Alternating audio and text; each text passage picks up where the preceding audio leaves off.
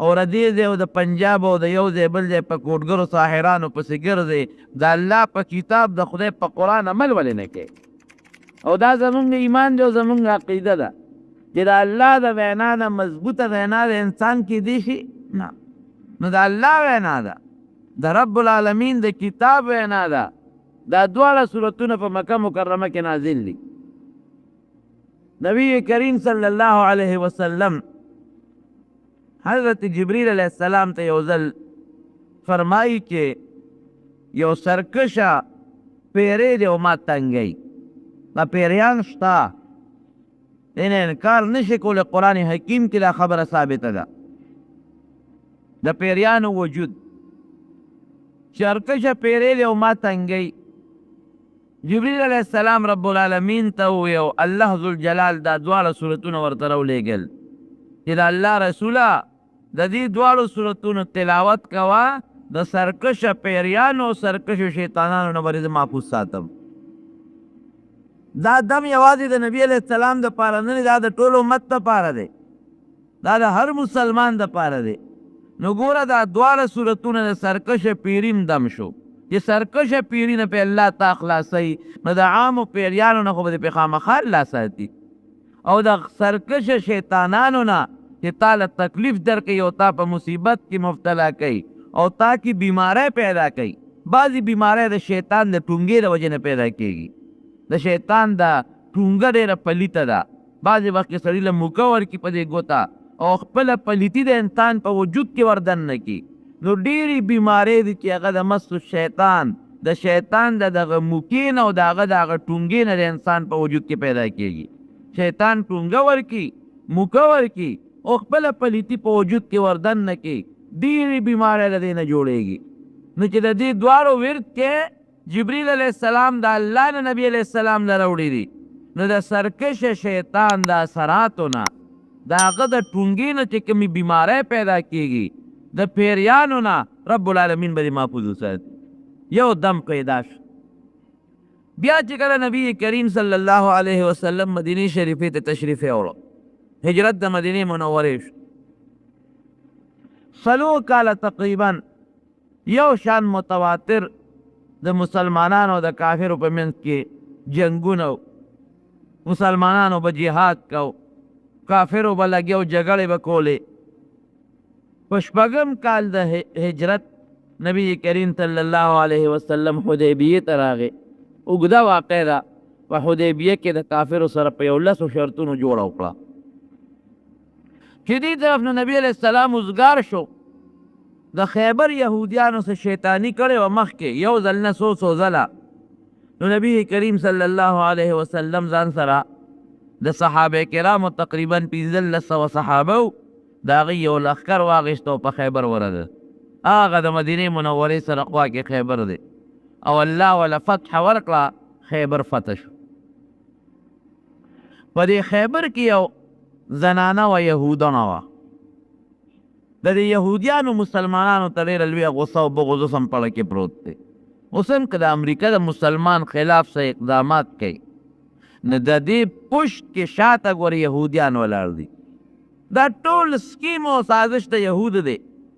د امریکې په معاشیاتو او په اقتصادیاتو د هغې په دغه پینټاګان چې دا کوم د هغې فوجي چوڼی دي په دې ټولو د یهودیانو قبضه ده د هغې په سینټ د یهودیانو قبضه ده د هغې چې څومره د پالسۍ د جوړولو ادارې دي دا ټولې د یهودو په کنټرول کې دي خلک وایي بش به لاړ شي فلانکې به راشي ریګن لاړ او بش به راشي او دی به لاړ شي بل به راشي مسلمان ته به د دې طبیعت تک شي نه ګورې را یاد ساتئ د هغې پالسي یهود جوړی او هغه د مسلمان په دشمنۍ بنا ده نو که هر یو صدر د امریکې راځي د هغه پالسۍ تابع وي زمونږ د پاکستان شان پالسي خو نه ده چې د افرادو تابع دي وي د هغې یو خپل سازش او سکیم دی یو مضبوطه پالسي ده د مسلمانانو په دشمنۍ نو دا یهودیان د مخکې نه د مسلمانانو خلاف د دې یو سازش او سکیم روانو یو زنانه وه بوډۍ ښځه وه هغې نبی علیہ السلام سره دشمنی کوله عداوت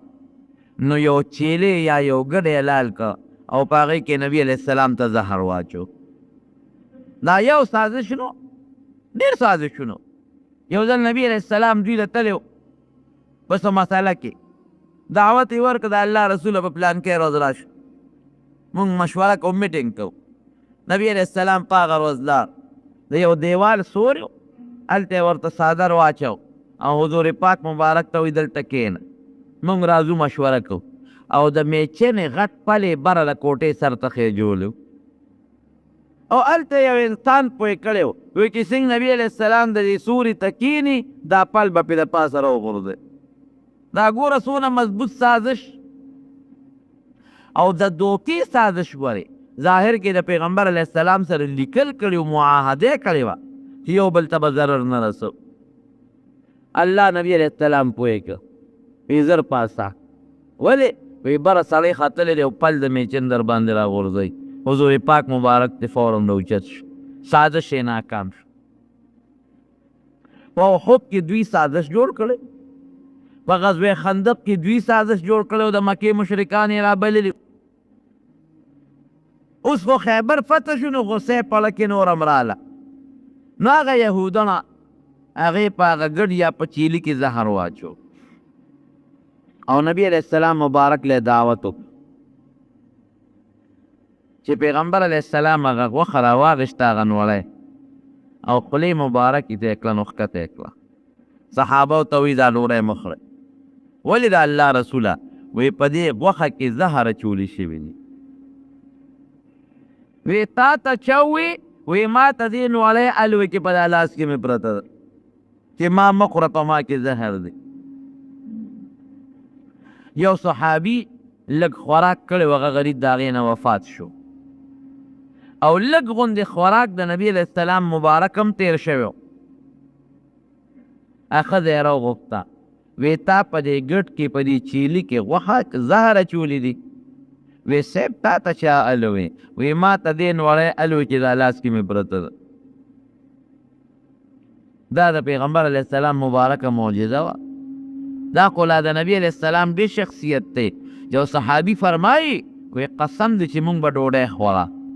او نوړی به هم د کاسې نه اوچته کړه نو وی زمونږ په لاس کې به هغه نوړی سبحان الله لفظ وی دا د صحابو په لاس کې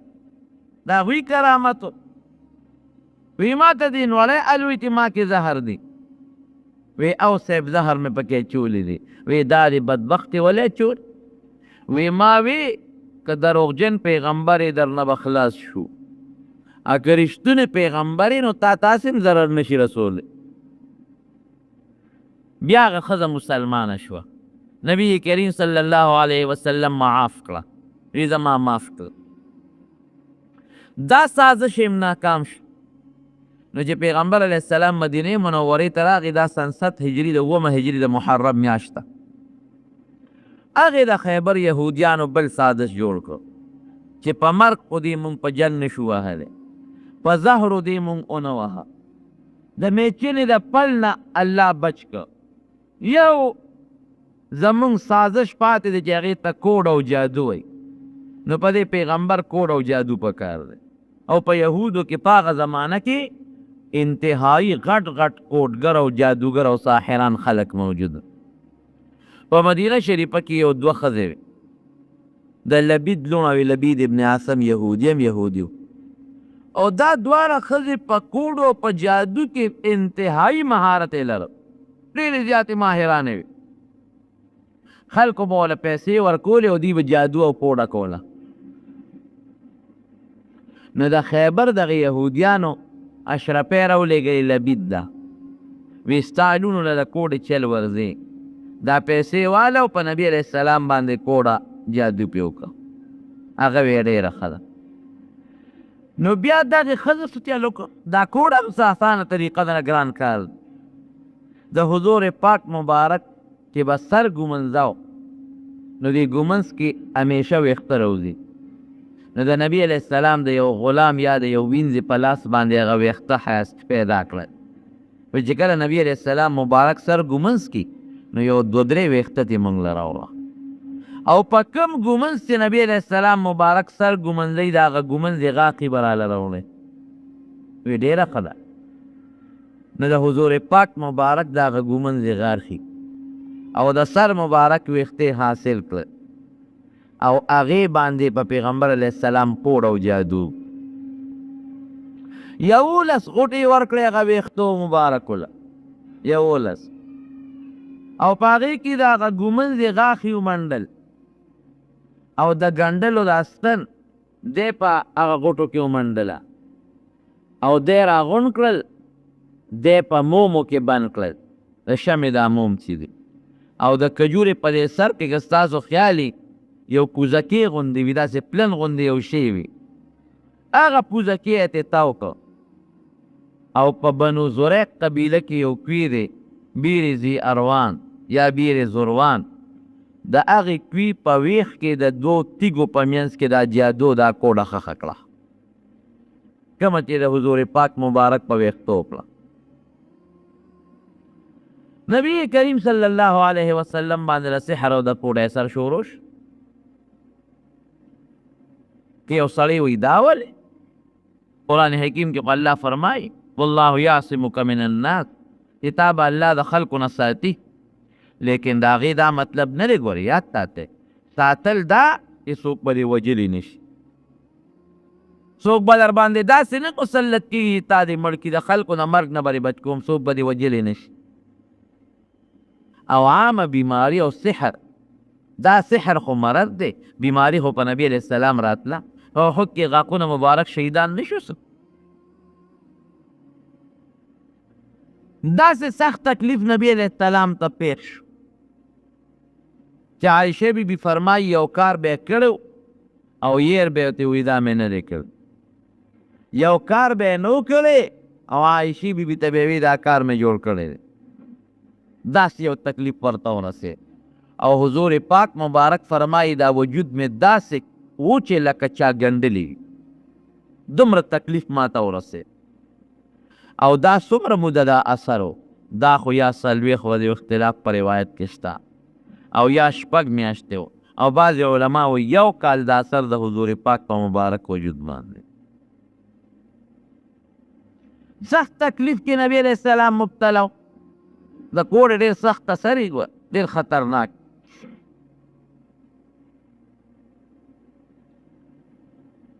زمونږ په دې اکابرو کې یو ډېر لوی مفسر تیر شوی دی مولانا حسین علي صاحب رحمه الله د تفسیر او د قرآن حکیم د ترجمې او د قرآن د علومو ډېر لوی مهارت الله ورکړی هغه په خپل تاریخ کې لیکي چې د خپل استاذ بنګال ته ولېږلم د دعوت او د تبلیغ په سلسله کې وی ما ورته وی چې صاحب په بنګال کې خو جادوګر ډېر زیات دی نو که دلته دعوت کوم او د تبلیغ کار چلوم هسې نه په ما چې ته جادوګر کوډ او سحر ونه کړي دا په مصر کې هم ډېر زیات دی مصر کې او په بنګال کې اوس هم دا کوډګر شته ما ته یو سړي خبره کوله مصر ته تللی ما ته وی دومره خطرناک جادوګر دی پکې دومره اوس هم کوډګر او دا نظر بندو والا او دا هپناټزم والا وی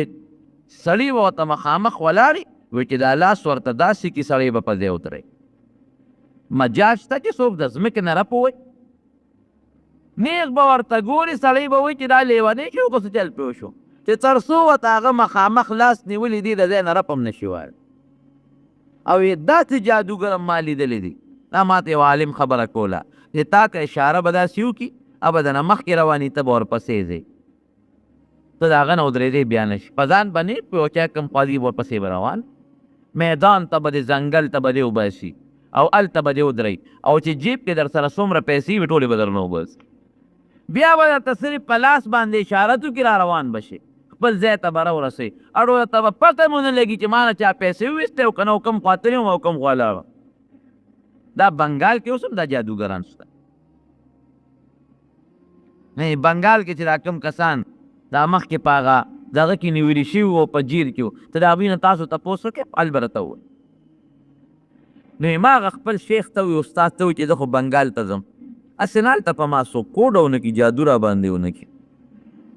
وی هغه راته یو دم وښاو چې په تا څوک هم کوډ او جادو کې او په اثر یې پېښې بس دا وایه الله بستانه د کوډې هغه د جادو اثر ختموي او چې څوک در باندې کوي په هغه به پرېوځي.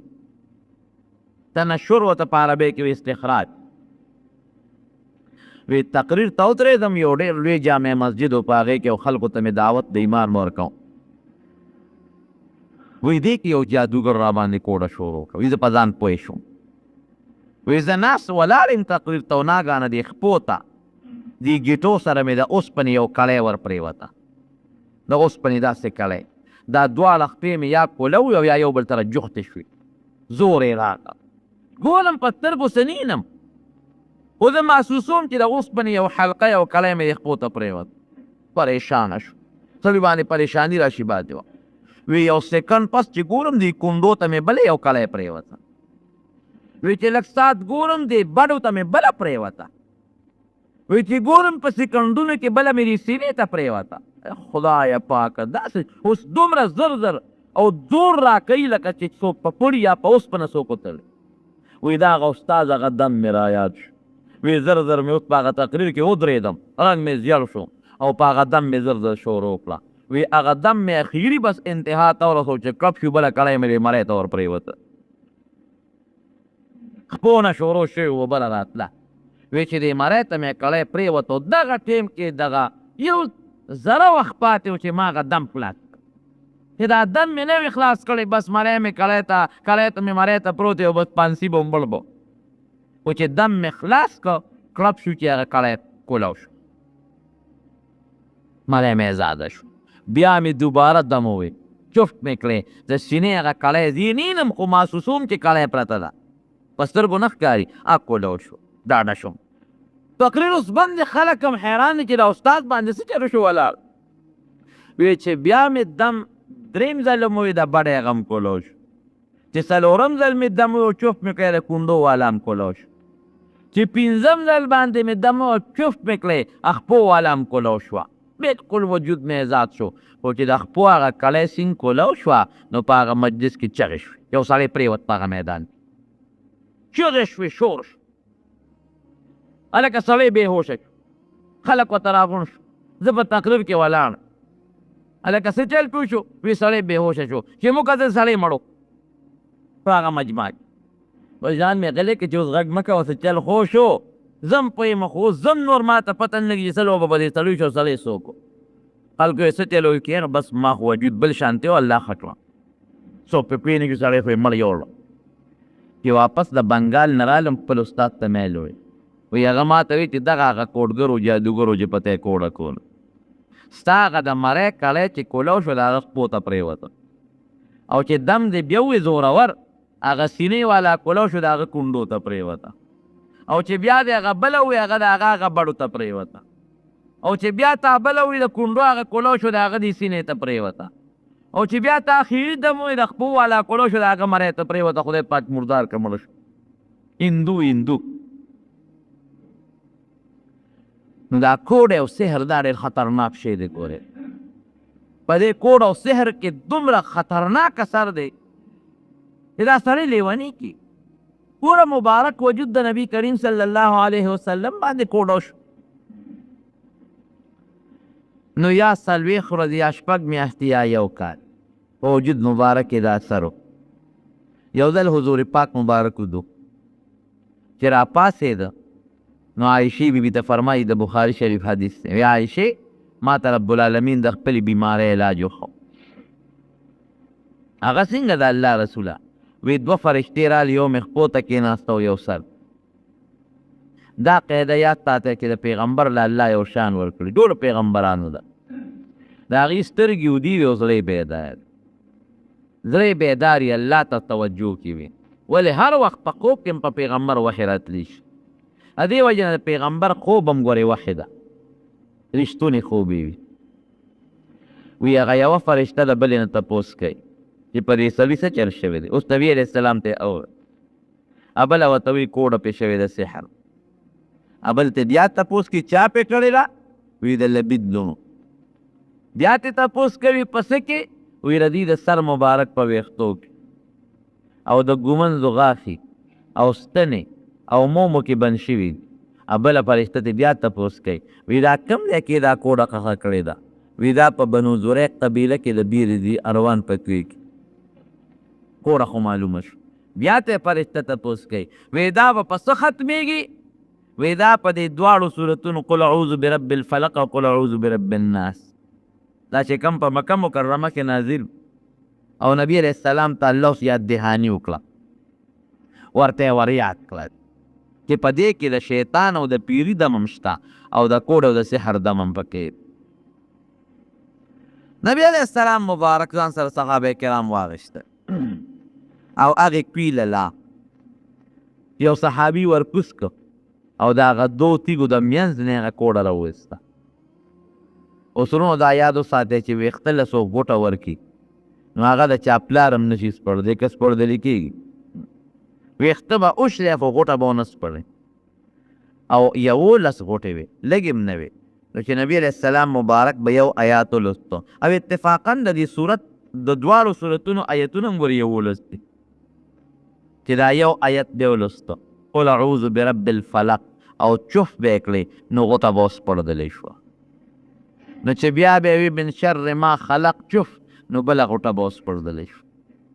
نو چې بیا به بل آیت ووایي نو بله غوټه به وسپړدلی شوه. 11 آیتونه پوره شو او 11 واړه غوټې کولی شو. چې نبی علیہ السلام مبارک راغی عایشې بیبي ته فرمایي عایشې وی رب العالمین می وجود داسې کولو که لکه چا چې څه شی تړلی او پرېنیږي. او یا عایشې وی د هغې کوي چې دا کومه کوي کې دا کوډه ښخه وه د هغې اوبه داسې وي لکه نکري دي چې څوک خشتي کړي اوبې داسې بد شکله وي او هغه کوډه چې په کوم کوي کې ښخه وه د هغې کوي په غاړه چې د کجورو کوم باغ و د هغې بوټي داسې د چا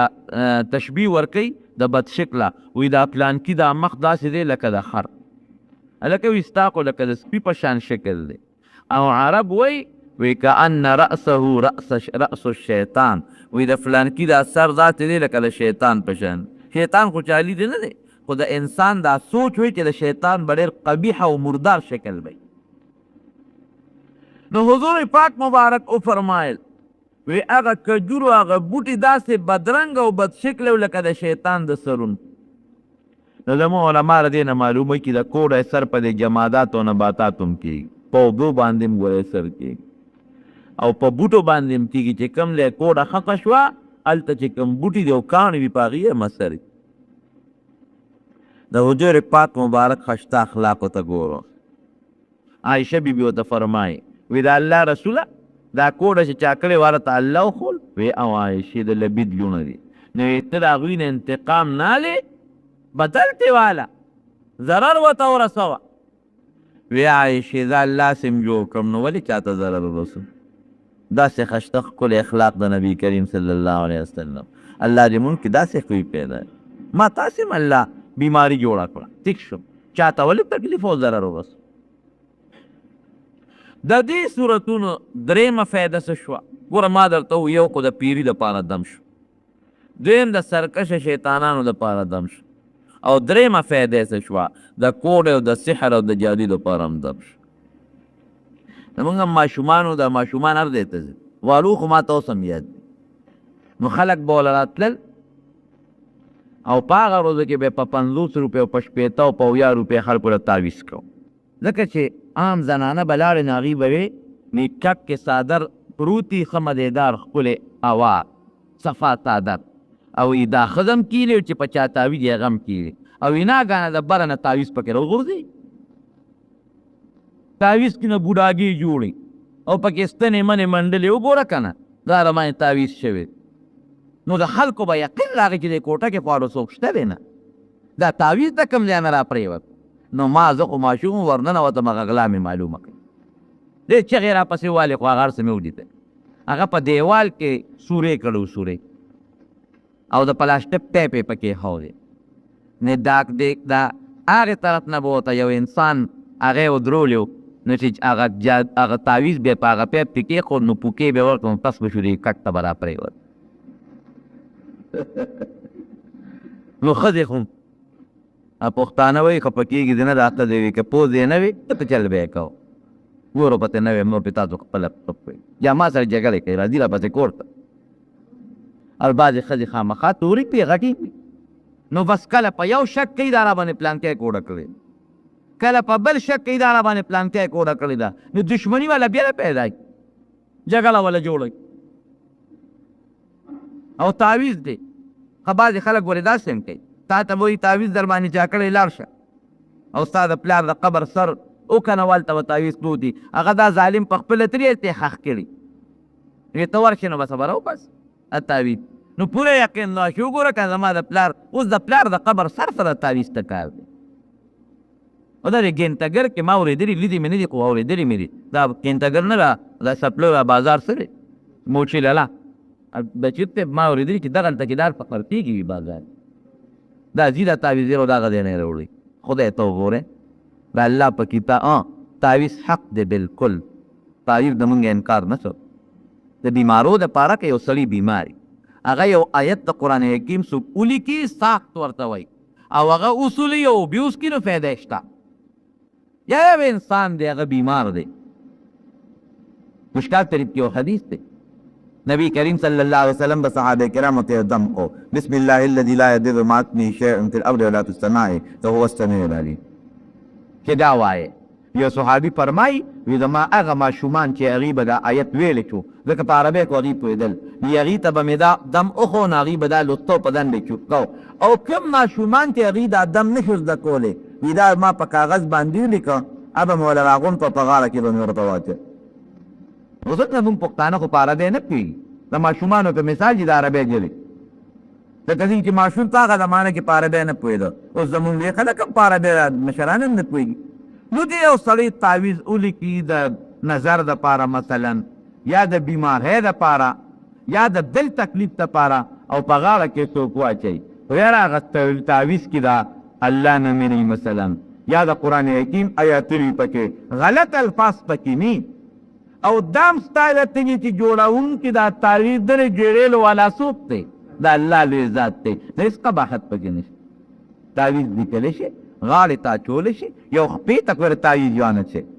ارې بعضې خلک یې تعویض به وکړي ماشین له به خپې ته راته ایرا دې ماشین به خپې ته واچوه د خدای بدبخته کې د الله نوم دې پکې لیکلي نه خپې پورې ځمکې ته راښکلي کېږي او ماشینان خو متیاز هم کوي د الله په نوم متیاز یې ګرل دا ډېره لویه ګناه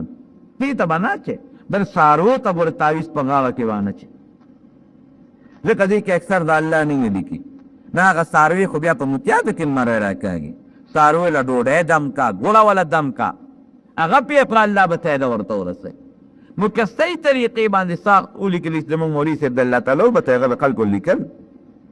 رب العالمین د شفا ورکول خو هغه به ورسره یو ټکی دی ګورئ چې تاسو یې هغه یو واقع بیان کړی او دارالعلوم دیوبند په کادرو کې یو مشر عالم وی هغه یو سړی راغی ورته چې ما د تایید ولیکي سر مې خوږېږي نو هغه ورته ویل چې یاره اوس ما له خو تعویض نه راځي وی نه ما له به ته خامخا لیکي نو هغه تعویض یې هله ولیکه په هغې کاغذ کې ولو لیکل مې جانته نه هي مانته نه هي زه پوهېږم نه او دوی اوس نه مني هغه والا کاغذ بند کو هغه والا ورکړه چې ورې که سر کې هغه ځوان چې هغه هلک خدای پاک جوړ کړه د هغه بیماری تو چې چا به سر خوږېده پلانکي سره تعویض دې راوړو تعویض دې طوطی کې کېښود الله به جوړ کړو او دې مولانا صاحب په خپله چېته په سر دو چې په سر یې در شو ستا یې مه خوږېد نیته کې به بعضې نیم فیرې هم دغه شو یاره فلانکي سره یې تعویض دی هغې سره سر ښه کېږي یې تاسو راوړی چې هغه سر کې هغه تعویض کېښود د ده خدای پاک سر جوړ یا د مولیانو په ذهن کې اصول دي چې راشه دا یې تعویض سره خو الله تعالی ته د راته ګورئ شفا ورکوونکی الله دی راشه ویې خپل چې چل خو ته زده کړو چې دې کې څه دي چې ویې سپردن د ده تعویض او پکې لیکلي مې جانته نه وي او یې مانته نه زه پوهېږم نه دی مني نه ګوره هغه خپل تواضع دی هغه عاجزي شوه او د هغه عقیده شوره دا عاجزي شوه رب العالمین په شفا ورکړه مولوي صاحب د الله تعالی وبخښي هغه به یو ټکې وي هغه به وایي چې سړی ناجوړه چې درې کاره دی کوي یو کار خو دا کوي چې دم درود دې استعمالوي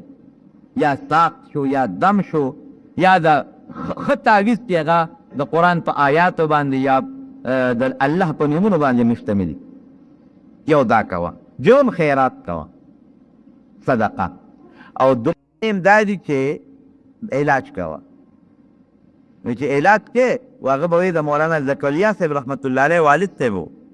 مولانا زکریا صاحب د ابوالقدر اعمال چې لیکلي تبلیغي نصاب د ده والد صاحب ډېر لوی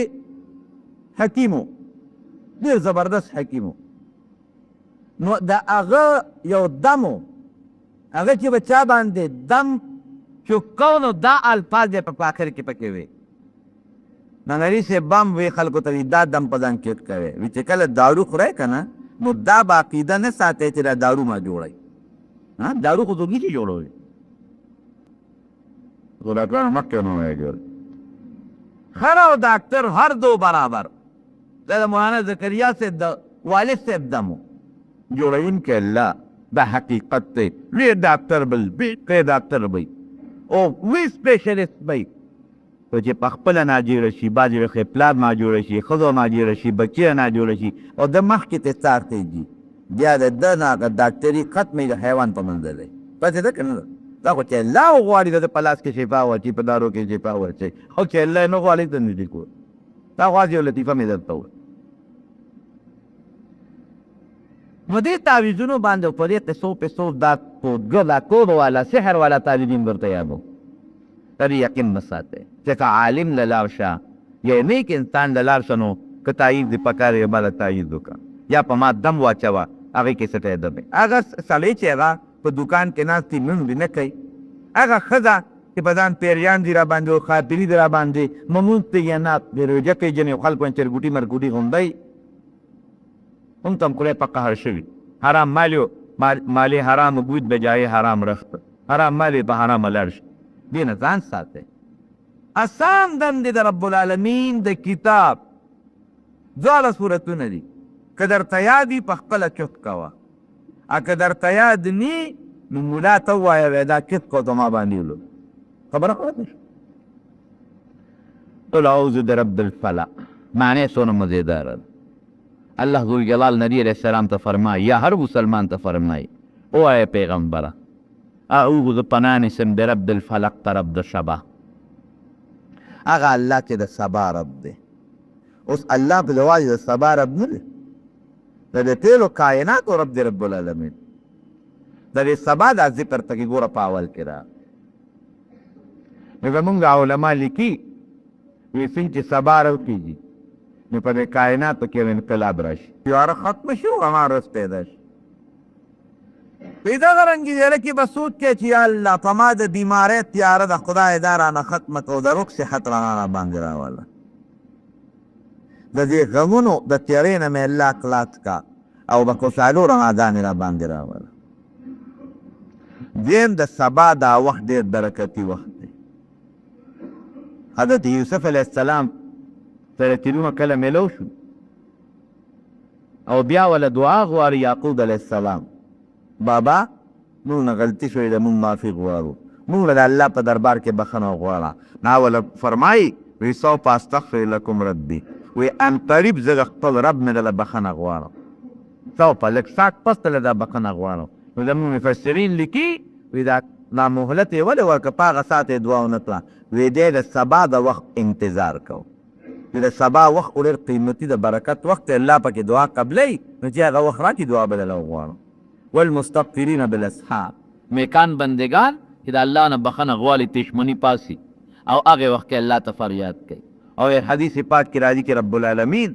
د دې اخر شپې د سبا دې وخت کې د الله رحمتین رینندې اسمان ته راکوزېږي او الله په خپل آواز کوي څوک بخښنه غوښتونکي شته چې زه وبخم څوک رزق غوښتونکي شته چې رزق وله ورکړم څوک سوالګر شته چې ما نه سوال وکړو زه دعا قبوله کړم دغه وخت ډېر قیمتي وخت د انسان په عبادت رب العالمین په دغه ټیم ډېر خوشحالي مولانا روسي رحمت الله یو واقع لیکلې ډېره د عبرت ته وي دا سپی او ګډه چیلی چې ده سپی چې لنګه شي دا هم شپږ میاشتې کې لنګي او ګډه چیلی هم په شپږ میاشتې کې لنګي خو چې سپی لنګه شي نو ډېر زیات بچي راوړي او ګډه یا چیلی چې لنګې شي نو یا یو بچی راوړي یا دوه راوړي یا نه راوړي نو بچی د سپو زیات پیدا کېږي او د ګډو چیلو کم پیدا کېږي بل ګړی چیلی حلالیږي ډېرې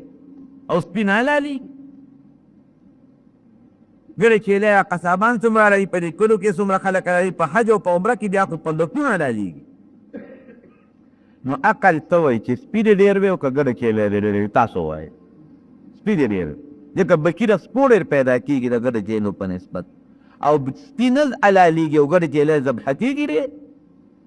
نو په کار خو دا وه چې سپي ډېر وي او ګړی چیلی کمې وي، حالانکې موږ چې ګورو نو سپي کم دي او ګړی چیلی زیات دي. ټول پلي کې چې سپي راغونډ کې شل بني، دلته محله کې دوه درې سپي، هر چا کور کې خو سپي نه، او که چا کرایي کې او سپي وي، او ګړی چیلی په غرونو کې خصوصا او په دې باندو کې په هر یو کور کې یو دوه ګړی چیلی وي، او بیا رمې یې ګرځي. د سپو رمې کې تللي د ګړو چیلو لا رمې ګرځي. وي دا ولې؟ نو مولانا هارون صاحب رحمت الله علیه لیکي وي دا سبا برکت دی. وایي ګډه چیلی د ټوله شپه ویږي، خو چې پېشبیني شي نو دا به ویښوي.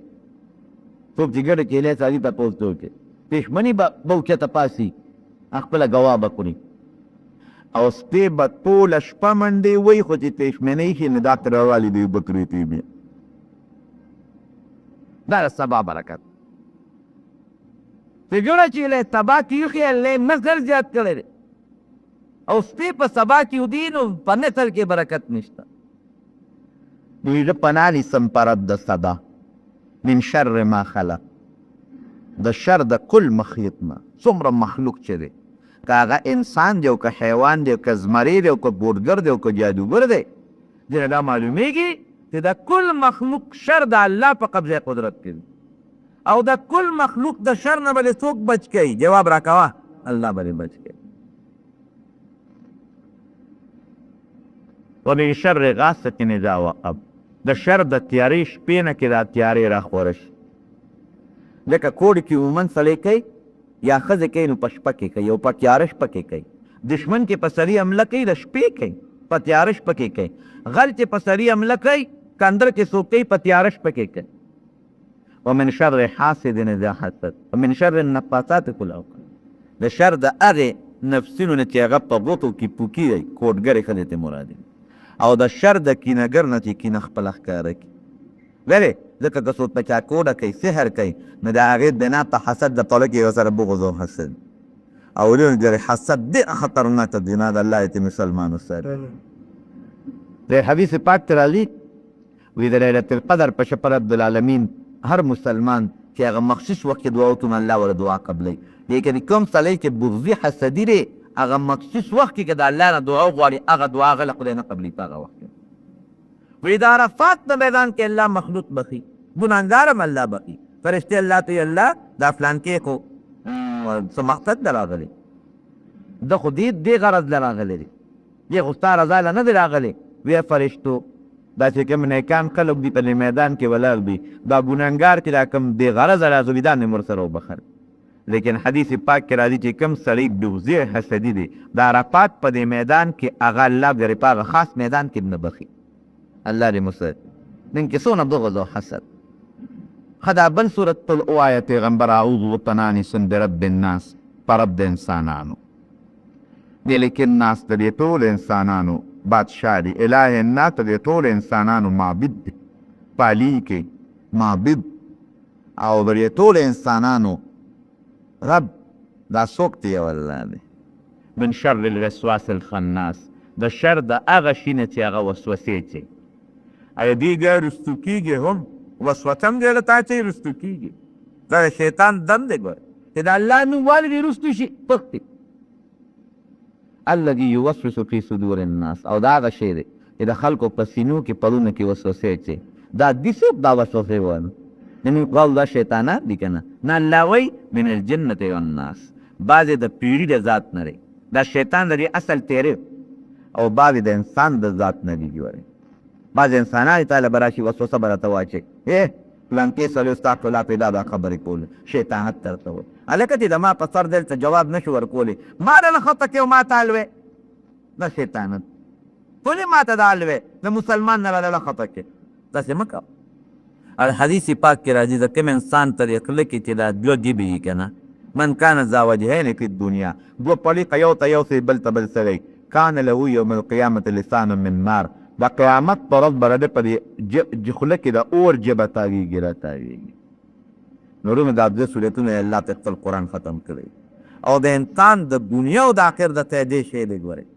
سار چې پاسې د دې تلاوت وکړې، ماسخوتن چې څملې د دې تلاوت وکړې، په دې خپلو لاسونو چوپ کړې، په دانې دموې. څومره چې د دې تلاوت زیات کړې، د شیطانانو، د پیریانو، د کوډګرو، د سحر، د جادو، د دې د غلط و اثرونه به د الله محفوظ ساتي. د دې نه ښه دم بل شته دی؟ نشته. او که یو انسان وایي زه خو ما له قرآن په ناګره نه راځي، وي چې صورت فاتحه و قل هو الله احد صورت په یاد کړي، دا هم یادولی شي. د استاد نه ماسخوتن یې لیته کې یادوه که یې رستوب یاد که، که سبا له تیارود یاد که، بل ورځ رب الفلق ته یاد که. داسې دومره ګرانه خبره خو نه په سنبا چې ناست یې قربان دې سیک یاد دی. سندرې درته یادې چې د کیسټ نه درې ډېر په ټک بیا دونه مضبوط دماغ مقناطیسي الله درکوي چې په یو استاد بیا یاده کړي. او صورت تش یادول دا یاد کړه د خپلو استادانو امامانو نه. او که ماشوم دی یا په خپله درته تکلیف یوسي نو ما راته وي چې صحیح دم اچول. ګوره بعضې خبر د دمونو نه ګوره انکار دا غلطه خبره ده. نبي کریم صلی الله علیه وسلم ته ځان په خپله دم اچول، خپل بچي به یې دمول، حضرت حسن او حضرت حسین. صحابه کرامو ته دمونه خولی دي. نو صحیح دم چې د قرآن حکیم آیتونه وي یا د الله نومونه وي، هغې نه تعویض جوړ کړې یا دا دمونه استعمالوي، په دې کې فایده شته. او هغه دمونه یا هغه کوډه وي، سحر وي، جادو وي، هغې کې د شرک الفاظ وي، هغې کې کفریا الفاظ وي،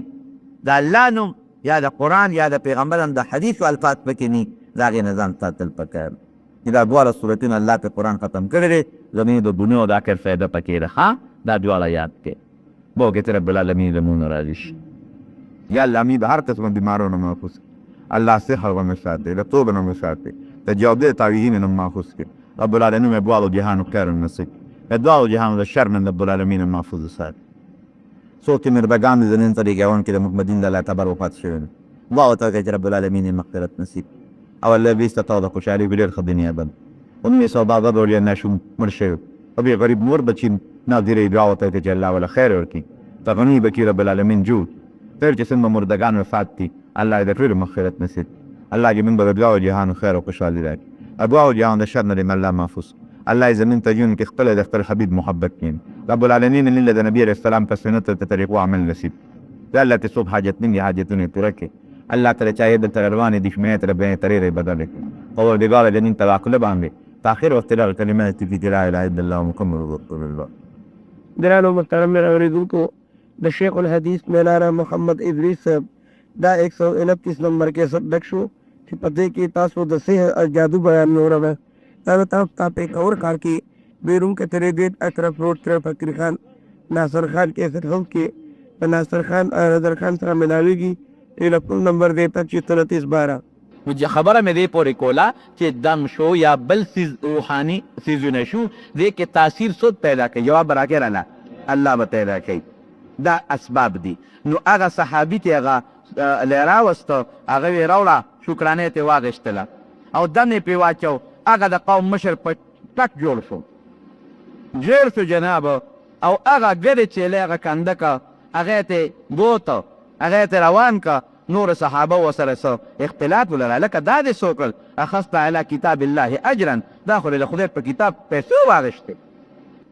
نبی علیه السلام له یو دی چې هغه فیصله وکړي بیا د هغې نه پس به دا طی کوو. که وایي چې قوم ته واپس که واپس به کوو، که وایي چې جیز دی جیز دی. نبی علیه السلام خو د شریعت دی که نه، حضور پاک مبارک شارع دی، موجب دی، هغه نه به تپوس وکړو. چې نبی علیه السلام مبارک ته ورسېدل، هلې یې ورته وویې وی صاحب دا چلی کړی دی. هغوی خندل، موسکی شو. وی تا ته هغه صحابي دی، تا ته څه پته لګي چې دا دم دی؟ تا ته پته لګېده چې دا دم دی؟ وی ډېر دی ښه وکړل. ان احق ما اخذتم علیه اجرا لکتاب الله. ډېر بهترین هغه چې تاسو پې مزدوري اخلی خو د الله کتاب دی که نه، ښه شی دی، حق شی دی. تا ناجیزه مزدوري اخیستل ګناه ده، دا خو جایز شی دی. او اجعلوا لي معکم سهما، وی مالم پکې حصه مقرر دی، مالم پکې مقرر دی. حق ما اقصتم علیه چې تاسو پې کوم ان اجر واغشتو بهترین شی دی، مالم پکې حصه راکړې. زمین دا مفسرین محدثین لیکي، محدثین دا ولې پکې حصه ترې واغېسته چې دا یې مستقل شریعت وګرځي، مستقل شریعت وګرځي. چې که داسې څوک کوي نو دا جایز دی دې کې ممانعت نشته. پر اوس هغه اصلي سوال لګن حضور پاک مبارک د خولې نه ثابته شوه که نه چې فاتحه کې شفا ده، نورو روایتو کې هم شته. آیت الکرسي متعلق راغلي دي که نه چې دا دې چوپ کړه په ځان شیطان هم در نه تښتي،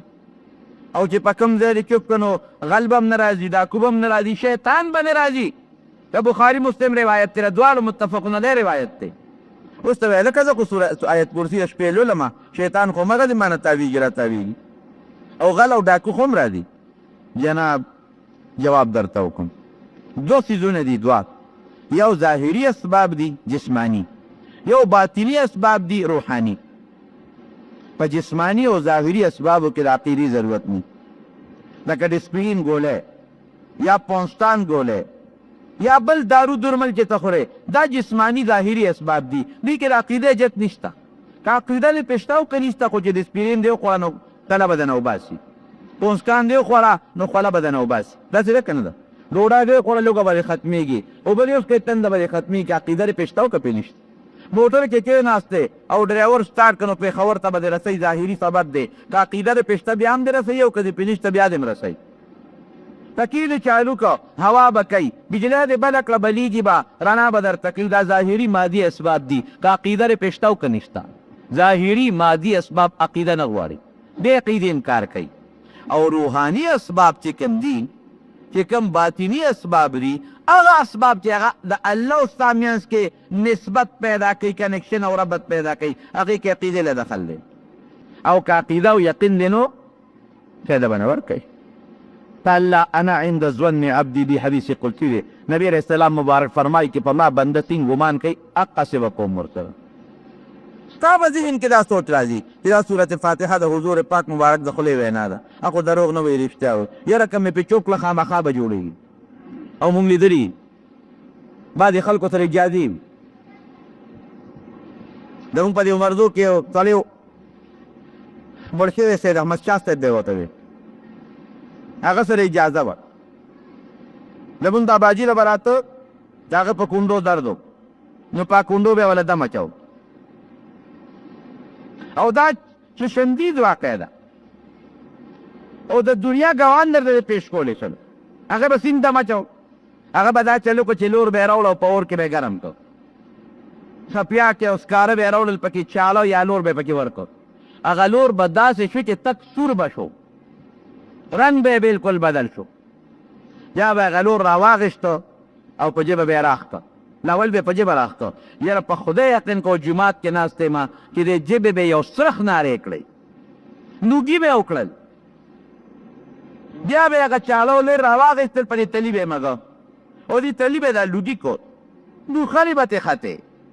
هغه کونډه به یې راواغېسته، و به یې زمونږ دا باباجي په هغه کونډه یې د پاسه کېښوده. هغه به خوله کې څادر منډلو. مونږ وې ولې دا دل کوي؟ وې دا وګیوب کې مې دا اور راننوځي، دونه تو کوي. یا به ترې هغې نه څه اوبه موبه څه ورځې وبهېدې وبهېدې، الله به جوړ کړو. دا د ما چې کوم دید واقع ده. اور خو سوځوونکی، زه ورې لاړم، مې ماله دا اجازه راته، وې ډوره ښه دربه کړه، 1500 کرته د جمعې په شپه درود شریف ووایه، ووایي ته بیا راشه. چې دا قسم نه چې ته پیدا کړې، رښتیا وایه، چا لمسولې؟ بس ویرې د ښځه وې قارون پیسې یې راکړې دي، معافي غواړم، ما جرم وکړه، ما غلطي وکړه، قارون پیسې راکړې دي. حضرت موسی علیه السلام فوراً الله ته سوال وکړه، خدای یې راوینیسه. زما ورونو د مظلوم دعا ډېره در قبلېږي، او بیا چې پیغمبر مظلوم او په پیغمبر ظلم وشي، هغه ډېر الله زر قبلی. وی خدای راوینیسه، ځمکه اوش دی او قارون پکې ننوته. وی نور هم راونیسه، نورم ځمکه نورم لاندې راښکه، او دې چیرې وي زما د توبې معافي غواړم، غلطي مې کړې ده خو معافي غواړه، زما د توبې بیا به نه کوم. ای موسی معاف مې کا، یا الله معاف مې کا. هغه غوسه ناک و، وی نور یې مښکته کا، نامن یې نور هم ښکته که، وی نور یې مښکته که، ځمکې غیب که. نبی کریم صلی الله علیه وسلم فرمایي چې د قارون د جهنم نه سزا نه علاوه د جهنم هغه خو ښکله سزا ده، د هغې نه علاوه دا سزا ده چې تر قیامته پورې دی به په دا پونده تاویږي او په دا ځمکې کې به لاندې روانې او تیزېږي به پکې. دا څومره خطرناکه سزا شوه. الله ذوالجلال موسی علیه السلام ته وایي وی درنه خو زاری وکړله چې ما معاف کا او معاف دې نه کړ وی الله ما باندې تهمت ولګو د دروغ الزام یې ولګو وی ګوره بېوقوف و قارون که نه که ما ته یې مخ کړی وي او ما ته یو چغه مې ویلې وي ممکن د ما معاف کړی وي یا روحاني مرض او د هرې ګناه جرړه ده جرړه دې نه پیدا کېږي دا هغه دنیا ده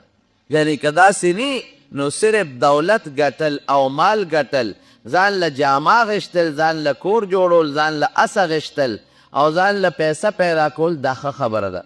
دا ثواب لري دا خو د صحابه کرامو وو حضرت عثمان رضی الله عنه خلق ورته عثمان غني وی ټیک ده غني و غني د امانات د مالدار و مونږ دا معنا کو د هغه خپل صفت ذوالنورین دی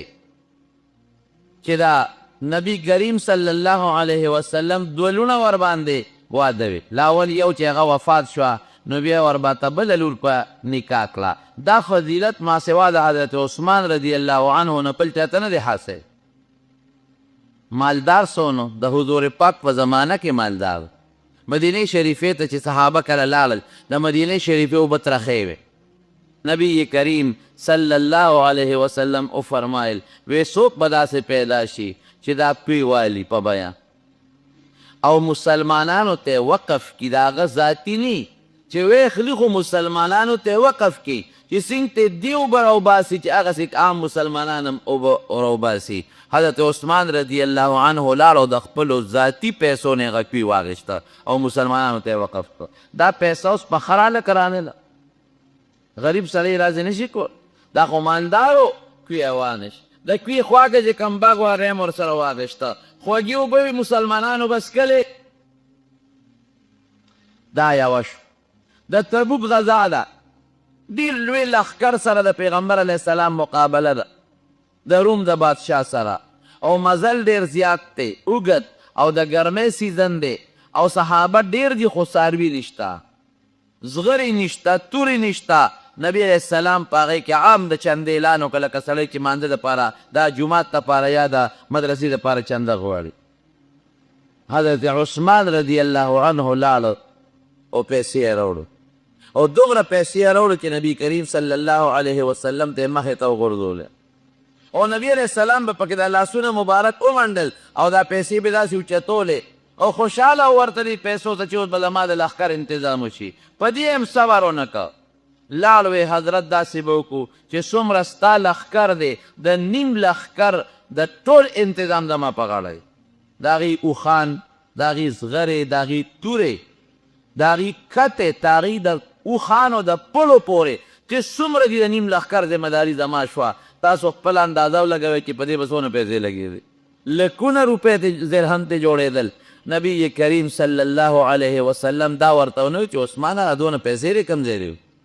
او دا دونه مالدار ته ولې او دا دونه پیسې یې کوم ځای کې ګټلې دي نه حضور پاکو فرمایل وی د نن نه پس چې عثمان څه عمل کوي د خدای په نیز به ده ته په هغې عمل ضرر نه رسېږي او جومات ولې جوړی پوخ جومات جوړول ښه نه وي حضرت عثمان رضی الله عنه وی داسې کار دی وی د نبی علیه السلام په زمانه کې د خلکو کورونه کچو او کوټې هم کچوي نو که جومات کچو نو خیر دی اوس خلکو ځان له کورونه پاخه کړل د خلکو کوټې حجرې دیوالونه پاخه شو د ګټو شو د پپو شو نو که جومات کچوي دا د جومات توهین دی او بېعزتي ده او بېادبي ده او د بهر نه وفدونه راځي د کافرانو او د نورو خلکو نو چې زموږ جومات ته ګوري د هغې په زړه کې د دین عظمت او لویي نه راځي جومات ورته قشته کو او یې د بیت المال پیسې پې نه لګوم ذاتي پیسه پې لګو نو د فرانس نه هغه زمانه کې او د نورو ملکونو نه منقشې ګټې راوړې نقش و نګار پې شوی و ښه شته اعلا او دومره اوږدې تیږې راوړې چې یو تیږه د ویښ نه تر د سره پورې ستن کارې ته واخیستو دا به یې راوړي څنګه او دا به په څونه پیسو په قیمت دا یو ستن جوړه شوي هغه ستنې یې راوړلې هغې پکې خښه کړې په هغې نقش و نګار و ډېر ښایسته مزېدار او پیوند پکې نو یو سر به یې وله په ځمکه کېښود بل به یې چت ته ورسېده او د پاسه یې د ساګوان لرګې وله راوړه د برما نه د ساګوان لرګې د نختر نه هم د ساګوان لرګې قیمتي دي اوس هم د مدینې منورې په دروازو کې چې کوم لرګې لګېدلی دی هغه د ساګوان دی عربی کې ورته ساج وایي ساج او هندوان دا خپل مړي سوځوي نو چې کوم پکې قیمتي مړي لکه اندرا ګاندي هغې دی د ساګوان لرګې راغوښتې و په هغې یې زولولې وه دا ډېر قیمتي لرګی دی د دیار لس چند شل چند قیمت زیات دی د ساګوان لرګی یې راوړه او په هغې نه یې وله چت جوړ کړه برګې او د برګو د پاسه تختې او ورونه او دروازې چا به خبرې کولې حضرت عثمان وی کور مې پوخ دی او د صحابه کورونه هم پاخه دي نو د خدای کور دی ولې کچی او زه پې د چندې د بیت المال پیسه نه لګوم ذاتي پې لګوم ولې خلک خفه کېږي جومات یې جوړ دا اوس مالدار و ځکه یې جوړ کړه که نه چې غریب و دی نه شي جوړولی لیکن چې کله حضرت عثمان نه محاصره وشوه باغیان راغلل او د کور نه ګیر چاپېره تو شو اوبې کې بندې کړې جومات ته یې منزله بند کړه حضرت عثمان رضی الله عنه په دیوال ورښکاره شو وی خلکه یو تپوس ته نه کوم وی تاسو ته پته ده چې نبي علیه السلام مدینې ته راغی نو خوږې اوبه نه وې نو ما توی واغېشت بیر رومه او په ذاتي پیسو مې واغېشتی وی نو ظالمانو نن د هغه خپلې کوي اوبه م را باندې بندې کړي دي ترخې وبستم او تاسو ته پته ده چې د حضور پاک جومات را کوټی و نو وی فرمایل چې څوک به چې جومات له ځمکه والي نو ما په ذاتي پیسو جومات له ځمکه واغېشته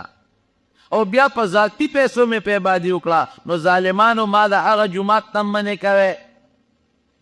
چې مونځ پکې کوم هغې نه مې منې کوی نو معلومه دا مالدار و ځکه یې دا کارو نو مطلق مال او مالداری دا څه خطره او څه جرم نه دی حضرت طلحه د عشره و مبشره نه دی دا لس کسه صحابه او حضور پاک په یو مجلس کې د دې نومونه اخیستي چې دا به جنت ته ځي څونه مال یو حیران بشه سره زر او د سپینو زرو روپۍ به وي ورسره نو دا سپین زر کله بعضې وخت کې د روپۍ چې د جوړېږي نو هغې کې څه خامخا ګډون کوي دومره روپۍ وي چې د سپینو زرو هغه روپۍ به کله زنګ شوې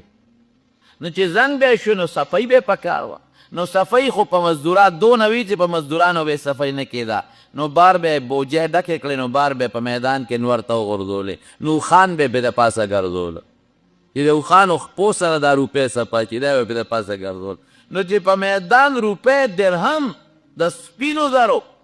او د سرو زرو دینار دونه ریزي چې په میدان یې غورځوي او هغې باندې اوښان ګرځوي اندازه ولګوئ دا به څونه صحابي دی د پیغمبر علیه السلام حضرت عبدالله ابن حضرت زبیر ابن العوام د حضور پاک د ترور زوی او د پیغمبر علیه السلام بی بی عایشه او د بی بی اسما د خویندې م وي څونه مال یو چې کله مړ کېده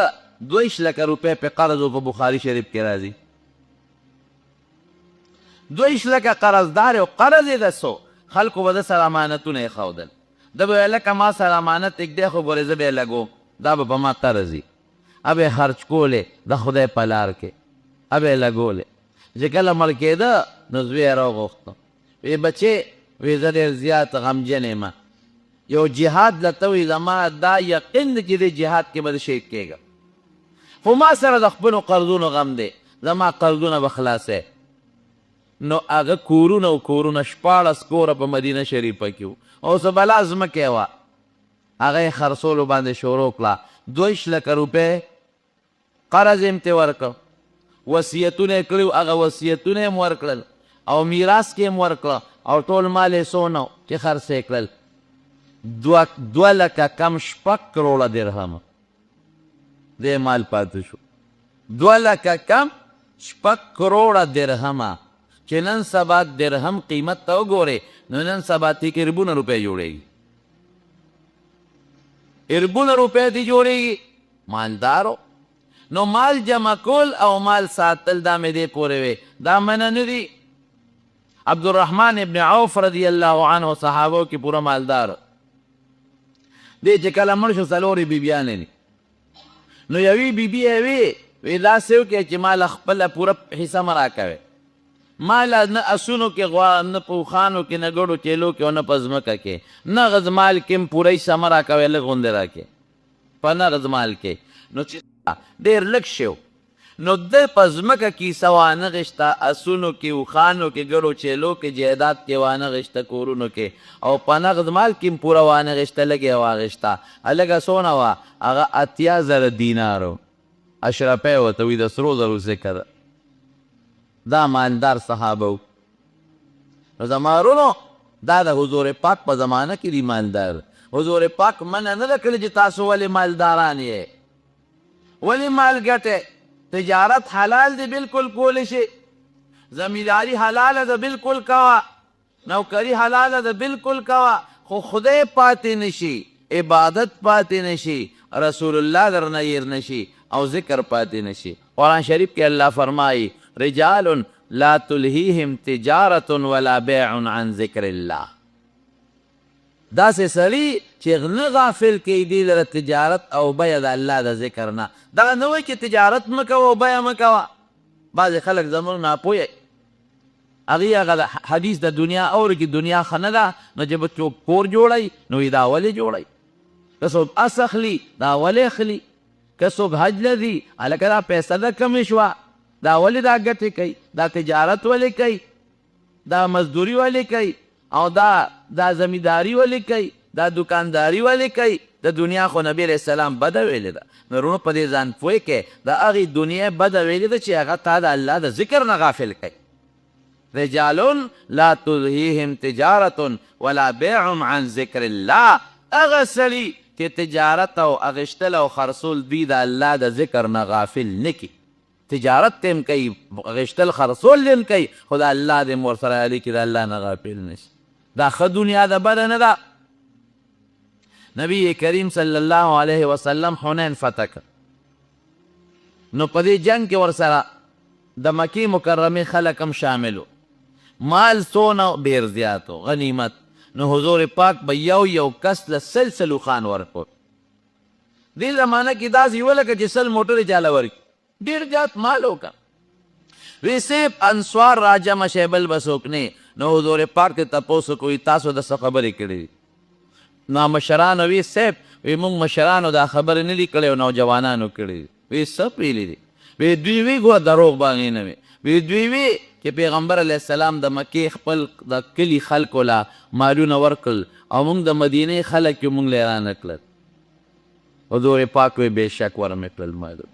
ولې مې ورکړل؟ ځکه مکه اوس موږ قریب پته کړه، د هغې نه مړي م شوي دي او موږ به ترې وځو مدینې ته. نو هسې نه دي بیا بغاوت وکړي، بیا کافر نشي. او چې په مکه کې کوم مسلمانان دي هغه مړه کړي، مال ورکوم چې د هغه مینې پیدا شي اسلام سره. چې ګوره اسلام خو ډېر ښه شی دا دی، ګوره مال هم پکې میلاویږي. نو دوی به بغاوت او سرکشي به ونه کړي. وی ای د مدینې خلکو، عجیبه لفظ یې ویلی دی، ای د مدینې خلکو، وی سم خیال دی چې خلک ځان سره اوښان بوځي او درهم او دینار یوسي او تاسو ځان سره مدینې ته رسول الله بوځئ. نو رسول الله ښه دی که مال او دولت ښه دی؟ هغې وی رضینا بس مونږ خوشحاله یو. نه موخ په کار دی، نه درهم او دینار په کار دی. خلک د بوځي څاروي، موږ به ځان سره د دواړو جهانو سردار مدینې منورې ته بوځو. نو ګوره یوازې مال ورکول او مال ګټل دا ګناه نه ده او جرم نه دی. دا مې په دې پویولی. صحابه لګیا به ستن باندې به ځان له جامې جوړولې، ټیلر به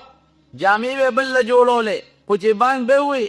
نو بیا به ستن په هغه جامه کې دننه پرېښود او مانځله به یې منډه کړئ. داسې بیا نه پله چې ورېږه دا 2-3 ټکه دي چې دا سر ته ورسو نو بیا ومانځله ده. دا دنیا ښه ده. هلته به لګیا او برقه باندې به یې اوبه راایستلې، بام به یې اوبه کو. چې بام به ووي نو نیمه برقه به یې راایستې وه. دا بیا نه پوله چې ورېږه یاره یو 2 کشې دي دا خو به راوباسم، بیا واپس پرېښوده کوي ته او جومات ته به یې منډه کړې. دا د دنیا ګټه ښه ده، دا بده نه ده. هلته به لګیا کټوۍ به یې پخوله،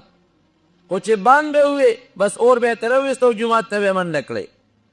دا دنیا ښه ده. لګیا اوسه تجارت دکانداري هر څه کوه، الله به نه یېرې، رسول به نه یېرې، ذکر به نه یېرې. دکان کې کېنه فالتو وخت کې چې ګاک نشته، الله یاده ولا اله الا الله. یو سړي یو غلام اغشتی دا ګورې د الله په فضل کېږي خان یو سړي یو غلام واغېسته دا یو سړي څه سودا غشتې وه او بلا سودا وه خان بابا هلکه څوک شته چې دا سودا را سره کور ته یوسي یو غلام هغه وي او زه به در سره یوسم په دومره پیسې هغه سودا یې په سر کړه او روان دي دی کې د ماښام بانګ ووی چې باندې وی خان بابا وی زه خو مونځ کوم وی نه نه ما سره سودا کور ته ورسوه نو بیا مونځ کوه وی دغه دی کې مې ښوده که راته صبر کې خو مونځ به وکړم را بشم در سره به یوسم خپله مزدوري به راکې او که نه صبر نه کې د دې اوس دونه راوړو پیسې دنه نه غواړم په خپلې وړه سلام علیک دا مې د له خیراتي راوړو موږ ته پرېږدم موږ کس لپاره پرېږدم الله دې موږ داسې جوړ کړي موږ وایو نه یاره په مکه مکرمه کې زما د قسمې دا حالت زه په خپله په ما یو ځل نه څو ځله داسې پېښ شوي دي دکان ته ورختلی بانک یې لا نه دی ویل او دکان ته ختلی سودا دپاره او د بانک وخت دی دکاندار څه وایي ویزې جي مانځه نه پس راځئ هلکه راخوی دا بانک نه دی ویلی نه نه نه وي مونځ وکړو یا وروستو خبرې کوو ستا خبرو ته هم غوږ نه ایږي که ته یې سارېږي غوسه درته کوي دکان نه دې وباسي پرده راویزان نه کي لاندې کي د هغې دا یقین دی په الله چې که دا ګاک لال نو چې الله خوشحاله کړم نو ګاکان ډېر داسې نه که او که دې ګاک نه ګټه وکړم او الله خفه کړم نو که پیسه وګټم برکت او خیر به پکې داسې یو ځل نه ډېر کرته شوي یو دکاندار له لاړم سودا مې ورسره شروع کړه سودا کې مو سره جوړه کوله په مدینه منوره کې چې جوړه مې کوله دی کې الله اکبر نارې نو بس ما پکې یو ټکې و یو رکوډ ټکې و پیسې مې ورکولې ما ته وایي دا کېده وي مونځ وکړه بیا به راځو ما وی بانک خو شروع شو رسیږو منزل وایي ته کېله دا سامان یې زر واخېست ډاله کې کېښوده ما ته وایي زیره سوا کړم ویې شرمولم بخپل یو منت کې خبره خلاصېده یو منت کې دا هم کېدی شي چې ته بیا دغه دکان ته راغلی هم نه وې بل دکان نه مې سودا کړی یو منت کې خو له الله اکبر هم سړی نشي ویلی لیکن دونه خو خفه شو سامان یې نیغ راخ که هغه دراز کې وغورځو او روان شولل رجال لا تلهیهم تجارت ولا بیع عن ذکر الله هغه سړي چې تجارت او ګټه او اغشتل او خرڅول د خدای د ذکر نه غفلت نه پیدا کوي هغه پنډي څه وایي او ای بابا زه دغه د مانځه له لاړه ته صبر کولی شي اوس مونځ وکړم را به شم د سره به یو سم پیسې به راکړي مزدوري او که صبر نه شي کولی په خپلې وړه هغه مو خریب حیران شو چې اوس به څه وکړم نیمه لار کې خو ما ته بل پنډي نه میلاویږي دې لاړ مانځلی چې مانځله لاړ درې رکاته مونځ وکړو ورپسې دوه رکاته سنت وکړل اوس که بل سړی وي که نه ای به چې ورېږه وردمسې نه بل مزدوري که یو نسي نیمه لار مزل مې کړی هغه مې مو بوړي دوه رکاته نفل شروع کړل ښه په اطمینان ورپسې دوه بیان شروع کړل ورپسې دوه بیا شپږ رکاتې سنتو پسې نفل هم وکړل اوابین او دغه دی چې بار راووته او خان بابا خوټ کېږي چې لکه خلکو خو مونځ وکړل هغه خلکو د جومات نه ووتل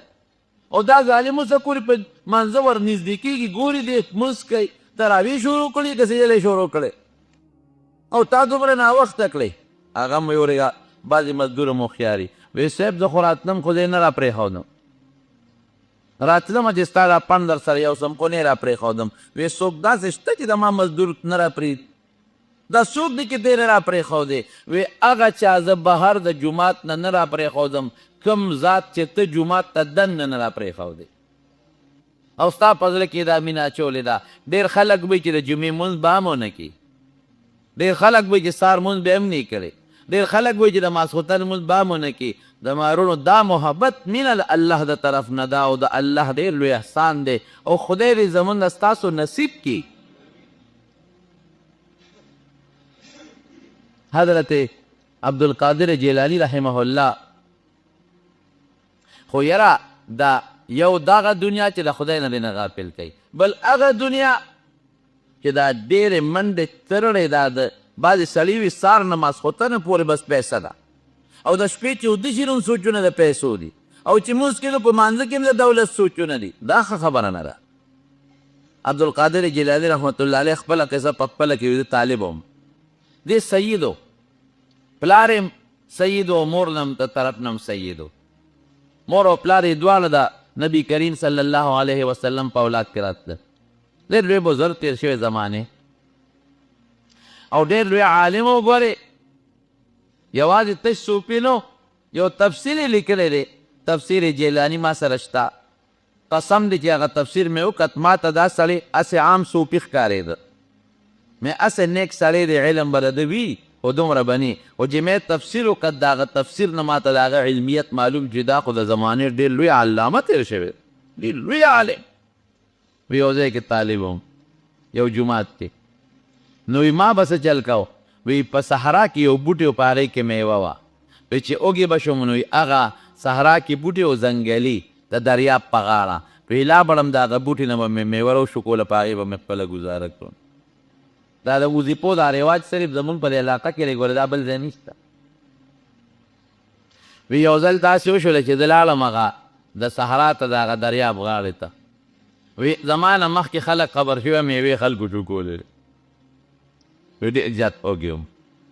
وی چې جومات ته رالم جومات کې یو سړی ناست دی ډوډۍ خوري وی چې ډوډۍ خوري او داسې مې ورته وکتل نو ډوډۍ ته مې شوق پیدا شو او چې هغه نولی اوچتوي او شخوند مې وایي نو زما ژبه راوته چې خدایه وی ست یې راته وکړه چې ملګري راځه ما سره ډوډۍ وخوړه خو یاره وي ما وی چې تش ست دې وکړه نه درځم وی مې چې نه درځم خو یو لکې مې وی چې خدای پاکه یو ست که بلې وکړه ځکه ډېر اوږې وم او دا زړه مې چینګېده وی هغه را باندې پیچ و چې دا سړی خو اوږې دی دا هلک طالبه او دی خو غیرت پکې دی نو په یو ست نه راځي وی را پاسېده وی ما ته وی چې راځه ما سره ډوډۍ وخوره وی د مټې ونیوم ورسره کېناستم وی ډوډۍ مو سره شروع کړم وی ما ورته چې میلمه ده کم ځای وی ما ته وی چې زه د جیلان نه راغلی عبدالقادر جیلاني د کلي دلته څه کوې وی یاره دا یو بوډۍ ښځه ده زمونږ ګاونډی ده هغې ما ته وی چې زما زوی دی او فلانکې علاقې ته تللی عبدالقادر یې نوم دی دا 100 روپۍ راکړي چې که مهرباني دې وکړه دا پیسې دې وله ورسولې هلته به چې د جومات کې مدرسه کې سبق وي دا پیسې وله ورسوه عبدالقادر یو جیلان دی وی رالم دا ټولې مدرسې جوماتونه مې لاند ټل کړله چڼ کړل خو هغه هلک مې پیدا نه کړه نو وی اوږې ومه نو وی په هغه پیسو مې دا ډوډۍ ځان له پکې واخېسته نو هغې ته ناست وی ما ورته وی چې دا پیسې خو زما دي عبدالقادر خو زما نوم دی او دا خو زما مور بله راجېږلي دي وی سړی ملامته شو وی مې چې مه ملامته کېږه خیر دی وی یو ځل ناستو عبدالقادر جیلانی رحمه الله دا ډېر زیات مالدار سړی وګوره غریب نو یو سړی راغی دی غوږ کې ورته څه خبره وکړه دی ورته وایي الحمدلله لږ سوچ وکړ نو بیا وایي الحمدلله نو بیا درس کې لګیا دی نو یو بل سړی راغی هغه ورته غوږ کې څه ټکي ووې نو ده لږ سوچ وکړ نو بیا وایي الحمدلله چې درس لاش یو طالب وله راغی وی حضرت دا څه چلو چې هغه راته خبره وکړه نو لږ سوچ نه پس ته الحمدلله وی دا دغه سړی راغی وی ده ما ته وي چې ستا کومه کښتۍ ده مال را روانه وه په دریاب کې نو هغه کښتۍ غرقه شوه نو ګوره چې کښتۍ یا مال د چا غرق شي خو مسنونه طریقه ده چې سړی وي انا لله و انا الیه راجعون دا مسله ذهن کې واچوئ ښه که بجلی لاړه تکلیف درته ورسېد لږ دې که ډېر نظر وایه انا لله و انا الیه راجعون بجلی لاړه شي مال دې روک شي تکلیف درته ورسي لاس پر زخمی شي ګاډی دې خراب شي اس دې ګوډ شي خو چې معمولی تکلیف هم ورسېد نو نبی کریم صلی الله علیه وسلم به فرمایل انا لله و انا الیه راجعون او چې خوشحالي درته ورسي نو فورا وایه الحمدلله نو عبدالقادر جیلانی سے وی هغه سړي وی چې سید چې لته وی چې کښتۍ غرقه شوه نو دا خو تکلیف وته انا لله ولې نه وي چې الحمدلله دې وی نه وی ما دې خپل لته سوچ وکړو چې زما له دې کښتۍ پسې غرق دی مال پسې خفه دی او که نه وی الحمدلله له مې مطمئن و پوټې خفګان هم پکې نو ما د خپل زړه په اطمینان ده و چې الحمدلله ایمان چې د سړي لاړ شو برباد شو او مال خو المال غادن مال خو نن ځي او سبا راځي نو په دې مې الحمدلله و چې ایمان نه دی وړی مال یې وړی دی او دویم مې الحمدلله په دې ووې 3 ځلې الحمدلله ویلو دویم مې په دې ووې چې نیم مال یې وړی دی نیم پاتې دی او دریم مې په دې ووې چې زما نه غله وشوه ما د چا نه ده کړې دا سړی خو زه هم کیدی شم چې دا غلی وکړه که نه ګوره څونه هوښیاره خبره ده ایمان یې نه دی وړی، مال یې یوه، نیم یې یو لرو، ټول یې یو نه نیم خو بیا شته. او بیا د الله حمد په دې وایم چې دغه انسان دی زم انسان. غل شو د ما ډاکه کوي، زه غل نیم چې د هغه ډاکه کوم. نو عبدالقادر جیلاني صاحب وی الحمدلله مې په دې زړه په اطمینان وی. وی بل بیا راغی، وی هغه ماته وی کناره کښتۍ بچ شوه، ونړې د اطلاع راغله چې بچ شوه. وی بیا مې دې زړه ته نظر واچو چې د ما د زړه په دې څونه خوشحاله دی په دې بچ کېدو باندې. لکه بعد یو سړی مال وموني د غر کېدو نه بچ خوشحاله شي که نه، وی لکه مې هېڅ تغییر نو راغلی و، مقسې و چې څنګه مخکې و، ویمه چې الحمدلله. اوس دا عبدالقادر جیلاني کې مالدار د دنیا دولتمند، لیکن زمارو مال پسې داسې لیونی نو لکه مونږ خلک چې ورپسې لیونیان یو. زړه یې مطمئن او مال شته که نشته. اوس دا دنیا ښه ده. نو دا مې درته د دنیا دوه حاله و، دنیا ښه ده او خراب هم ده. مطلقا دا به نه وي چې د دنیا ګټه حرامه ده او تجارت حرام دی. نه، ښه نوکري کوه حلال او ښه ډېرې پیسې ګټه، تجارت کوه ښه ډېرې پیسې ګټه، او زمینداري کوه ښه ډېرې پیسې ګټه، حرام نه حلالې. خو الله مه هېروه، مونځ مه هېروه، زکات ورکوه، صدقه کوه. مونځ کې سوچونه ره دنیا او تجارت مه کوه، مونځ کې الله ته متوجه کېږه، بس ستا دنیا بهتره ده. او هغه دنیا چې سړی پکې لګیا دی، مونځ یېر، خدای یېر، ذکر یېر، صدقه نشته، حج نشته، زکات نشته، مسلمان سره ښېګړه نشته، حلال حرام ته نه ګورې خو را جمع کې. او د دنیا سوچونه دي، مانځه کې هم د دنیا سوچونه به چې ډېره مې کړې ډېره مې کړې، عبدالدرهم دی او عبدالدینار دی لګیا دی نښته دی ورپسې دا څه نه ده. بیا صاحب د مرقات یو واقع لیکلی دی، یو سړی جومات ته راغلی، چې جومات ته یې څنګه راننوته او عجبیر احمد عثماني صاحب هم لیکلی، وی د دنیا د جومات په دې ګوټ کې یو ځای کې م یو سړی ولاړ دی، بل ګوټ کې م ولاړ دی، بل کې م ولاړ دی، بل کې م ولاړ دی. یو خشته انسان دی، ښکلی، او هغه سره خوانچه ده او پکې قسم قسم خوراکونه دي. نو ده دا خوانچه یې وړه، هغه ګوټ کې چې کوم سړی ولاړ و هغه یې وړه، نو هغه ته یې مخ واړو او داسې سپک تندي ورته وکتل. ده وله دې بل طرف ته خشته انسان وله دا خوانچه دې بل طرف ته راوړه. دې خوانچه کې اوس قسم قسم خوراکونه دي د هغه زمانې، قسم قسم اعلی قسمونه دي. نو عادت لا مخ داسې تروش کو، بل طرف ته یې واړو، هغه له هغه خوانچه دې بل طرف اتې مخ وړه یو دی ورپسې خوانچه ګرځئ. اخره کې محنت هم کوي چې واله ډوډۍ وخورو خیر دی او دا دي هغه دي. اخره کې هغه یو هډوکې راواغېست، هغه یې وخوړه. چې ویې خوړه نو دا خوانچې والا نه دا خشته، هغه هډوکې اوچت کړه، د پر یې مخ یې وویشته. دی ویه رضا کوي رضا کوي، مینه زاري ورته کوي. اخره کې چې رضا که ډوډۍ هډوکې راواغېست، ویې خوړه چې هډوکې به اوچت کړه، نو دقه ښکلی سړی دا چا وله خوانچه وروړو دا به یې پرې وویشت. دا څلورو وارو سره دا چل وکړو. دا سړی دی که نه، دی اوس دی وایي چې دا زه وګرېز دا ملګرې او دې خوانچې ته نیغ ګوري چې دا ماله به کله راځي، چې هغې له یو سیم دی ورشي هلته ورته ودرېږي، چې دې پسې به داسې راشي، هغه دا لار پرېږدي هلته لاړ شي، بله دې لاړ شي ورته هلته یې ودرېږي. چېرې که په مې نظر شو هغوی یې ولي په هډوکو، زه او مخ هم تیاړی او زه ورته محتاج یم، اوږې مې یم، ماله ولې نه راوړي، هلته ورته ودرېږي. چې هغه له ورکړي بل ګوټ ته لاړ شي، د خدایه پاکه لار کو دا ورخ یې پرېښود په بل طرف لا هلته ورته ودرېږي. خو چې هغه څلور واړه کسان ښه ماړه شو، اخره کې دله راوړه، دې خو در مخکې نه پته مه او خوشحاله ورته. بس دا نو د نر بچي سوچ نه دی کړی او نه یې مخ یو خوا بل خوا اړولی دی، دا هډوکې راواغېست. چې هډوکې څنګه راواغېسته نو هډوکې اوچت په دا ویشتونکې پرې وویشتو، او چې ویویشت هغه خوانچه کېښوده او دې مری کې ونیو ستا هغه داسې ویشتم ولې او خانګو کې لاس ورکړو، ځمکې له یې راوبرو، ډوډۍ در باندې خورم او ډوډۍ مې دله راوړه او ما بیا په هډوکې دې غوښه دې وخوړه، په هډوکې ما ولې سمې ومږه. ورته وایي چې دغې نورو خلکو په هډوکو ویشتې، نو ما وی دا به د علاقې رواج وي، نو چې څوک هلک ډوډۍ نه وایي غوښه وخورئ نو بیا به په هډوکې وني. زه څه خبر وم، خو هغوی دا چلو که ما هم دا چلو که. بېوقوف بچیا، زه دنیا یم، دا ما سره چې کوم شوی دنیا ده، دا ما نه خفه دي، راضي کوم یې. تا خیال نو ما د توجه نه و، کله یو خوا کتل کله بل خوا کتل. ملک د ضرورت په وخت کې شی الي مې استعمالی خو بیا هم را باندې لاړې تو کې پاړو کې مې ولي زه دنیا مو دا د دنیا نه تښتېدونکي خلک دی زه یې خوشحالوم او راضي کوم او تا هغه دی نو ماته سترګې بقې نیولې وې کله به یو ګوټ کې ودرېدې کله به راته بله لاره نیولې وه ته خو زه در کوم که نه در کوم راپسې را منډې وې هغه که ما ولیدې راضي کوم او که تا لږه وخت والې خو په دې سرمن دی وباسم دا زمونږ مثال دی ونه ګورئ د صحابو د دنیا حضرت امام ابو حنیفه رحمت الله علیه خبره در راته را یاده شوه هغه د کپړې تاجر و د 50 کسو کمیټي جوړه کړې وه دا فقه حنفي کې جوړوله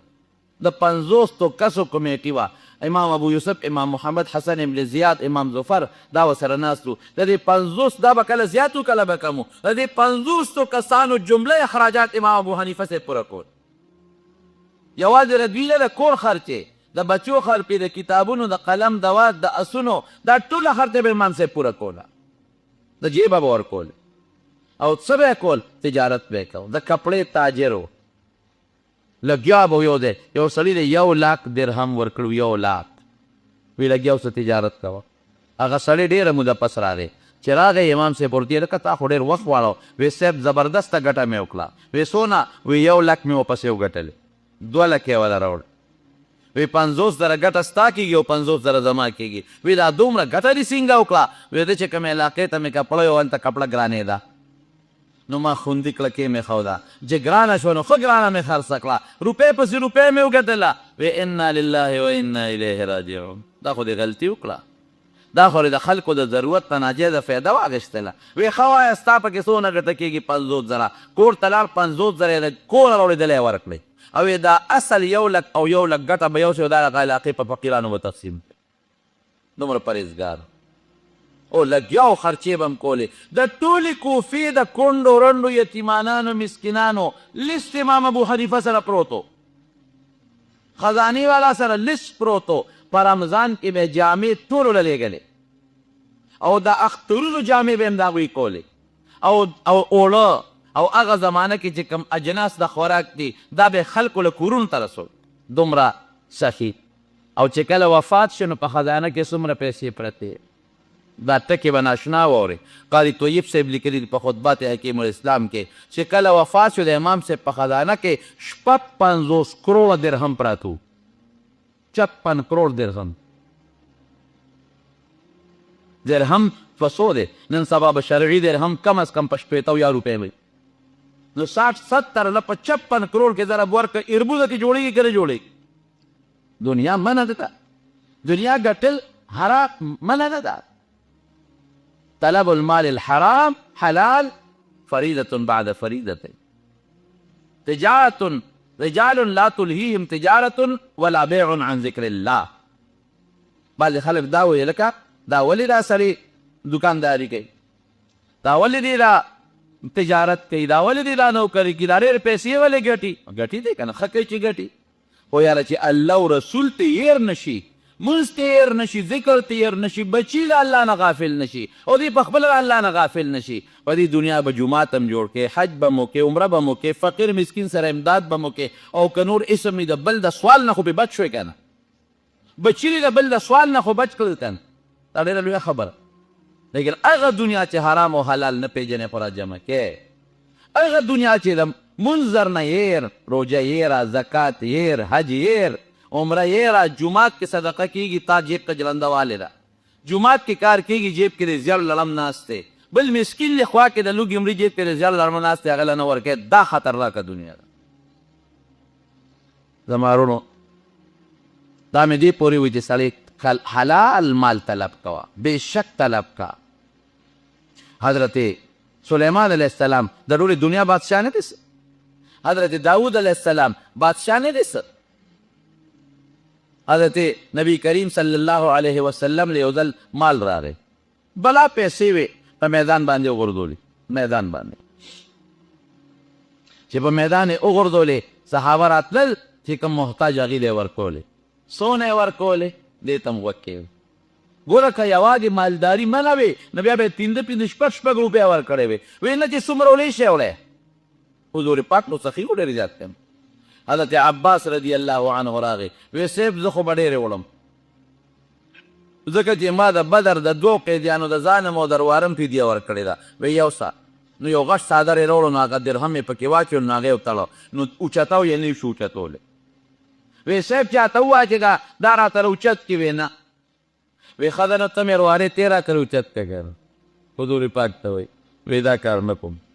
پښتو دونه یو واته وایي چې څونه وړی شي نو بیا غوټه اوس به لګېدې کم کړه نو چې کم یې که غوټه یې ورکړه نو بیا اوچتاو نو بیا نه شي اوچتولی وی د الله رسول وی که نه امتیانو چاته ووایه چې دا راته اوچت کي که نه وی نه حضور پاک ورته خندې وی ښه نو ته مې روارې دې راته اوچت دی که نه وی زه هم نه کوم بیا یې لږ کم کړ څو ځلې دا چلو کو اخره کې په ډېر لوی تکلیف باندې اوچت کا او په دې اوږې هغه مال کېښود داسې روانو حضور پاک مبارک ورته هغې پورې کتل چې دې تر څو په لاره کې پناه شوی نو ولې یې ورته کتل د هغه د هغه حرص د وجې نه په دې مال باندې منع نه که چې مال ډېر وړل ګناه ده او دا منع دی او دا حرام خو ځان به ورپسې لیونی کښېنه عبد الدینار او عبد الدرهم د دینار او د درهم رایې به د ځان نه جوړ بعضې خلک د کال 12 میاشتې له بچو مخلیني او پیسه پسې